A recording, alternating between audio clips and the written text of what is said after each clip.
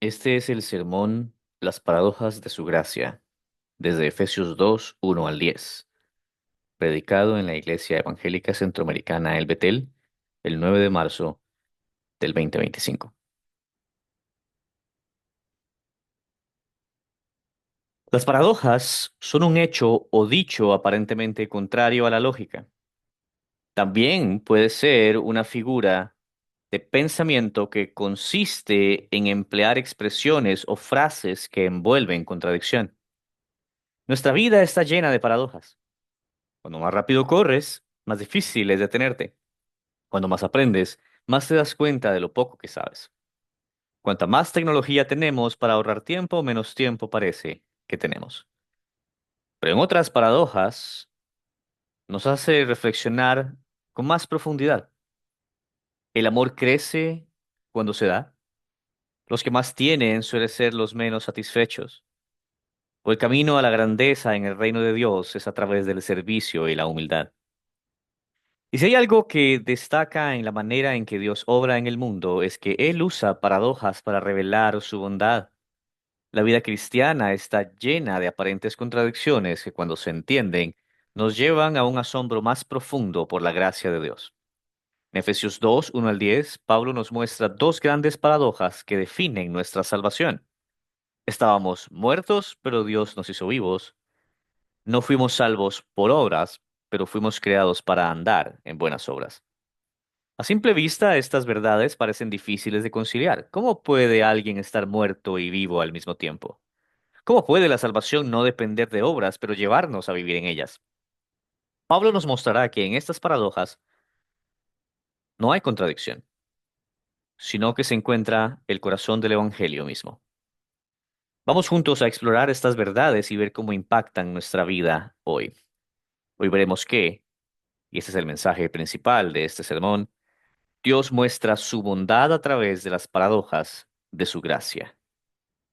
Analizaremos esto en dos partes, versos 1 al 7, la primera paradoja, muertos pero vivos, y versos 8 al 10, la segunda paradoja, sin obras pero hacia buenas obras.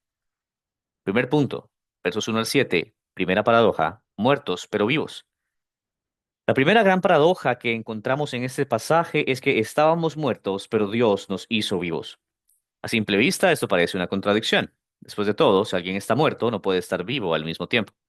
Pero Pablo no está hablando de una muerte física, sino de una muerte espiritual, una realidad que define la condición de toda la humanidad sin Cristo.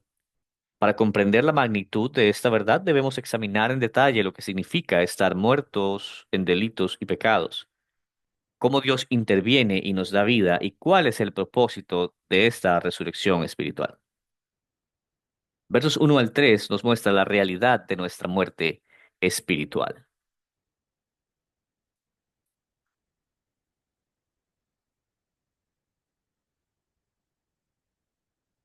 Y él les dio vida a ustedes, que estaban muertos en sus delitos y pecados, en los cuales anduvieron en otro tiempo, según la corriente de este mundo, conforme al príncipe de la potestad del aire, el espíritu que ahora opera en los hijos de desobediencia.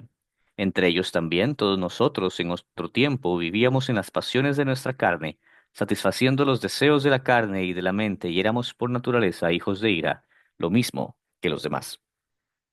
Pablo no deja espacio para una visión optimista del ser humano sin Dios. Él dice claramente en el verso 1, y ustedes estaban muertos en sus delitos y pecados. Esto no significa que estábamos espiritualmente enfermos o debilitados. No estábamos en terapia intensiva esperando mejorar. Estábamos muertos. La muerte en la escritura representa separación, y nuestra condición sin Cristo es una de separación total de la vida de Dios. La palabra delitos significa desviarse del camino correcto, mientras que pecado significa errar al blanco. Estas dos palabras juntas abarcan toda la rebelión humana contra Dios, tanto en acciones incorrectas como en la incapacidad de alcanzar su estándar. Pero Pablo no se detiene ahí, y en el versículo 2 describe cómo vivíamos antes de conocer a Cristo. Dice, en los cuales andaban conforme a la corriente de este mundo, conforme al príncipe de la potestad del aire, el espíritu que ahora opera en los hijos de desobediencia. Aquí encontramos tres influencias que dominan nuestra vida antes de la salvación. La primera, el mundo.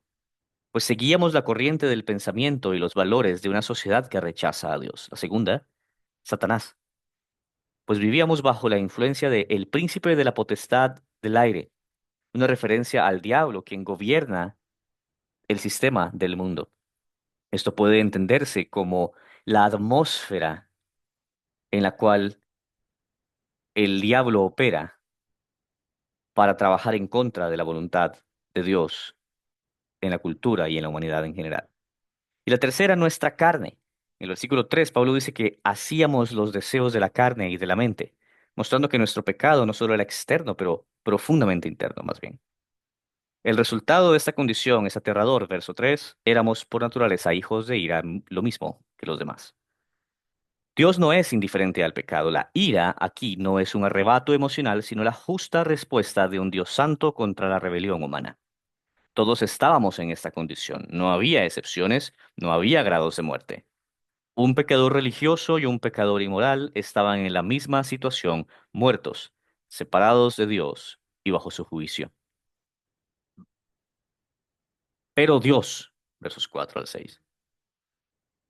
Pero Dios, que es rico en misericordia por causa del gran amor con que nos amó, aun cuando estábamos muertos en nuestros delitos, nos dio vida juntamente con Cristo. Por gracia, ustedes han sido salvados.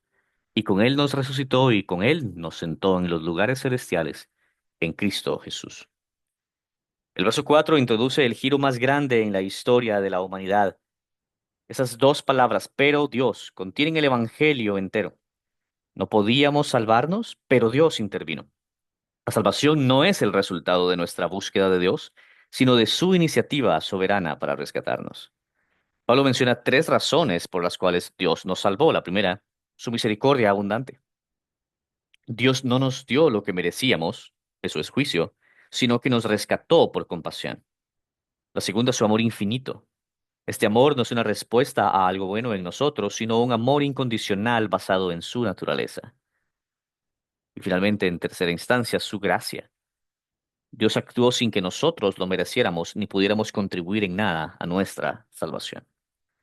La forma en la que Dios nos salvó es sorprendente. Versos 5 y 6. Pablo usa tres verbos clave. Nos dio vida, nos resucitó, nos sentó con Cristo. Esto significa que cuando Cristo resucitó, nosotros resucitamos con Él. Cuando fue exaltado, nosotros fuimos exaltados con Él. No es que algún día seremos victoriosos en Cristo, ya lo somos. Finalmente, el verso 7, el propósito de nuestra nueva vida, a fin de poder mostrar en los siglos venideros las sobreabundantes riquezas de su gracia por su bondad para con nosotros en Cristo Jesús. Dios no solo nos salvó para librarnos del juicio, sino para hacer una demostración viva de su gracia por toda la eternidad. Nuestra salvación no solo tiene implicaciones personales, sino cósmicas. John Stott comenta, la iglesia es el escenario en el que Dios exhibe su obra maestra, la salvación de los pecadores a través de Cristo. Si esta verdad es real, si en verdad estábamos muertos y ahora hemos sido hechos vivos en Cristo, ¿cómo debe afectar nuestra manera de vivir? Pablo no presenta esto como un simple concepto teológico para admirar desde lejos, sino como una realidad transformadora que debe impactar cada aspecto de nuestra vida. Debemos vivir como resucitados. Si hemos sido resucitados con Cristo, nuestra manera de pensar y actuar entonces debe reflejar esta nueva vida. Pero aquí surge una pregunta honesta. ¿Por qué, si hemos sido hechos vivos en Cristo, muchas veces seguimos viviendo como si estuviéramos muertos? Muchos creyentes siguen atados a viejas maneras de pensar y actuar como si la resurrección espiritual no hubiera sido una realidad en ellos. Se sienten esclavizados por sus pecados pasados, dominados por la culpa o por el temor al futuro. Pero la realidad es que si Dios nos ha resucitado, nuestra identidad ya no está en nuestro pasado, sino en nuestra posición en Cristo. Colosenses 3, 1 y 2 dice, si ustedes han resucitado con Cristo, busquen las cosas de arriba donde está Cristo sentado a la diestra de Dios. Pongan la mira en las cosas de arriba, no en las de la tierra. La pregunta clave de cada creyente es, ¿estoy viviendo con una mentalidad de resurrección o sigo atrapado en los patrones de muerte de mi vida pasada? Tal vez aún luchas con un pecado que parece dominarte. Quizá luchas con la duda. pensando que Dios no puede usarte porque tu pasado es demasiado oscuro. Pero la resurrección espiritual significa que el poder que levantó a Cristo de los muertos es el mismo poder que está operando en ti, según Efesios 1:19 y 20. No podemos decir que así soy yo cuando Dios nos ha dado una nueva vida. Además, esta verdad debe afectar nuestra relación con los demás. Si hemos sido resucitados con Cristo, no podemos seguir viendo a las personas como antes. No podemos despreciar a los otros como si nosotros hubiéramos sido salvos por mérito propio. Nuestra actitud debe reflejar la misma misericordia y gracia con la que Dios nos trató. Tampoco debes vivir o revivir por ti mismo. Si no has confiado en Cristo, este pasaje te confronta con una realidad dura pero ineludible. Esta es, sin Cristo estás muerto espiritualmente. Tal vez al escuchar esto, la reacción natural sea rechazarlo. Tal vez pienses, eso no puede ser cierto, yo no soy una mala persona, trato de hacer el bien, no he cometido crímenes. Pero la Biblia no dice que solo los peores criminales están muertos en pecado, dice que todos estábamos muertos. Romanos 3:23 menciona por cuanto todos pecaron y no alcanzaron la gloria de Dios. Aquí es donde muchas personas caen en un error fatal. Piensan que pueden mejorar su vida espiritual por sí mismas. Creen que con más esfuerzo, con más religiosidad o con más buenas obras pueden salir de su estado de muerte. Pero permíteme preguntarte algo. ¿Has visto alguna vez a un muerto resucitarse a sí mismo? Nadie que está muerto puede hacer algo para revivir. Solo Dios tiene el poder de dar vida a los muertos.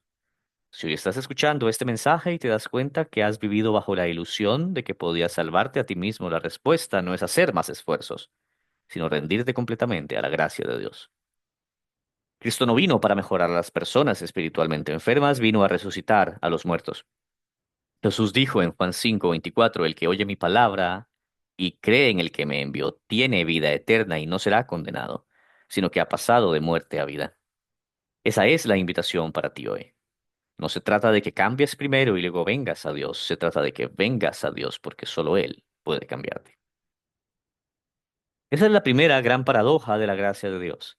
Estábamos muertos, pero ahora estamos vivos. No solo por nuestro esfuerzo, de hecho, en ningún sentido, sino por la intervención de un Dios rico en misericordia. Si realmente entendemos esto, nuestra vida nunca puede seguir igual. ¿Cómo puede un resucitado vivir como si aún estuviera en la tumba? ¿Cómo puede alguien que ha sido levantado a la vida seguir aferrándose a los patrones de muerte de su antiguo yo? En la siguiente parte veremos la segunda paradoja. No fuimos salvos por obras, pero fuimos creados para andar en ellas. Versos 8 al 10. Porque por gracia ustedes han sido salvados por medio de la fe, y esto no proviene de ustedes, sino que es don de Dios, no por obras, para que nadie se gloríe, porque somos hechura suya, creados en Cristo Jesús para hacer buenas obras, las cuales Dios preparó de antemano, para que anduviéramos en ellas. La segunda paradoja de este pasaje es igual de impactante que la primera. Pablo deja claro que nuestra salvación no es por obras, pero luego afirma que fuimos creados en Cristo Jesús para buenas obras. A simple vista, esto parece contradictorio. Si no somos salvos por obras, ¿por qué las obras juegan un papel en la vida cristiana? ¿Cómo reconciliamos la gracia soberana de Dios con nuestra responsabilidad de vivir en obediencia? Esta paradoja es crucial porque toca el corazón del Evangelio. Muchas personas tienen una visión distorsionada de la salvación. Unos piensan que pueden ganarse el favor de Dios con sus obras, mientras que otros creen que, como la salvación es por gracia, las obras ya no importan. Pablo corrige ambos errores al mostrar que la gracia de Dios nos salva sin méritos propios, pero nos transforma para andar en las buenas obras que Él ha preparado para nosotros. Por eso la salvación es solo por gracia. En los versos 8 y 9, Pablo resume con claridad lo que ha estado explicando. Por gracia han sido salvados, por medio de la fe. Esto sin provenir de ustedes, sino que es un don de Dios, sin obras, para que nadie se gloríe. Aquí encontramos tres verdades fundamentales. La primera es, la salvación es por gracia. La palabra gracia significa un favor inmerecido y gratuito. La salvación no es un intercambio, no es una recompensa por esfuerzo, es un regalo completamente inmerecido. La gracia no, más bien la gracia es lo que diferencia el cristianismo de todas las demás religiones. Toda religión enseña que hay que hacer algo para alcanzar a Dios, mas el cristianismo enseña que todo ha sido hecho por Dios, siendo que Dios vino a nosotros cuando no podíamos hacer nada por salvarnos a nosotros mismos. La segunda verdad fundamental es que la fe es el medio, mas no el mérito. Pablo dice que la salvación es por medio de la fe, pero deja claro que ni siquiera la fe es un mérito humano. La frase, y esto no procede de ustedes, sino que es don de Dios, ha sido debatida, pero la mejor interpretación es que se refiere a toda la experiencia de la salvación, incluyendo la fe misma. Filipenses 1:29 dice, porque a ustedes se les ha concedido por amor de Cristo, no solo creer en Él, sino también sufrir por Él. Esto significa que la fe no es algo que generamos en nosotros mismos, sino que es un regalo de Dios. La tercera verdad no es por obras para que nadie se gloríe. Pablo enfatiza que la salvación no es por obras, no hay nada que podamos hacer para contribuir a nuestra salvación. Si hubiera algo que aportar, podríamos gloriarnos de haber sido lo suficientemente buenos para ser salvos. Romanos 3, 27 y 28 dice, ¿dónde está pues la jactancia? Queda excluida, porque concluimos que el hombre es justificado por fe aparte de las obras de la ley. Esto destruye cualquier orgullo religioso. No hay cristiano que pueda decir yo merecía ser salvo. Verso 10, la salvación produce obras. Después de enfatizar que la salvación no es por obras, Pablo inmediatamente dice en el verso 10, porque somos hechura suya, creados en Cristo Jesús para hacer buenas obras, las cuales Dios preparó de antemano para que anduviéramos en ellas. Esto nos muestra que las buenas obras no son la causa de la salvación, pero sí son su consecuencia inevitable. Primero dice, somos hechura suya. La palabra hechura, significa obra maestra, algo diseñado con intención y propósito. Pablo nos dice que Dios no solo nos salvó, sino que nos recreó en Cristo como su obra maestra. Dios no siempre o no simplemente nos rescató del juicio, sino que nos dio una nueva identidad, nos moldeó para su gloria. Luego dice, creados en Cristo Jesús para hacer buenas obras. La frase para hacer buenas obras deja claro que la salvación no nos deja inactivos. Fuimos creados con un propósito, andar en las obras que Dios ya preparó para nosotros. Y esto nos muestra que, primero, las buenas obras no son opcionales en la vida cristiana, pero también Dios ya ha preparado un camino de obediencia para cada creyente. Finalmente, las cuales Dios preparó de antemano, refleja que Dios no improvisa. Desde antes de la fundación del mundo, Él ya había preparado las obras en las que debíamos andar. Esto significa que la vida cristiana no es accidental, sino intencional. Dios nos ha dado un propósito, una misión, una vida que refleje su gloria. ¿Estamos caminando en las obras que Dios preparó para nosotros? Si hemos sido creados para buenas obras, la pregunta es, ¿estamos viviendo en ellas ya?